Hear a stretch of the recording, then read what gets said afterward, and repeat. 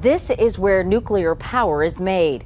Inside this massive concrete containment dome is a reactor full of radioactive uranium, heating up in rods through a process called fission.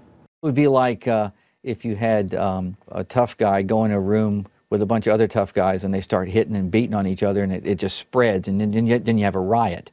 The thing that keeps the riot from leaving the rods is water, which circulates, heats up, and produces steam to power a turbine, making energy.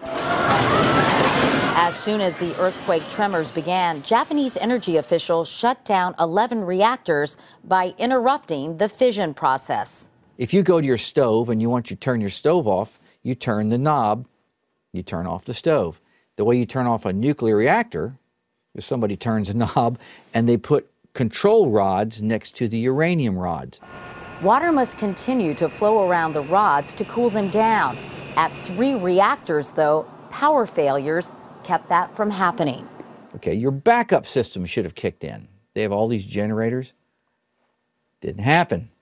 Or apparently they failed, and so they had to start putting seawater in. That's like the Hail Mary, where you're just really desperate now.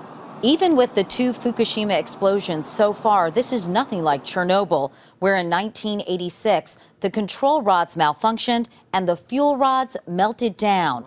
A subsequent explosion catapulted tons of radioactive material into the atmosphere. 100 times as much radioactivity as Hiroshima and Nagasaki atomic bombs combined went up into the air at Chernobyl. 25 years later, a dead zone with a 16-mile radius still surrounds Chernobyl, and at least 11,000 children have developed thyroid cancer. Unlike Chernobyl, the explosions at Fukushima have come from the containment dome, not the radioactive core. The containment vessel only had a little bit of radioactivity in it. Nothing next to what you would get, or you would have to get in order to get sick.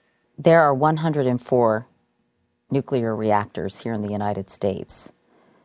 Could this happen here? I would say, based upon our preparedness and on expertise and equipment, personnel, no, it won't happen here.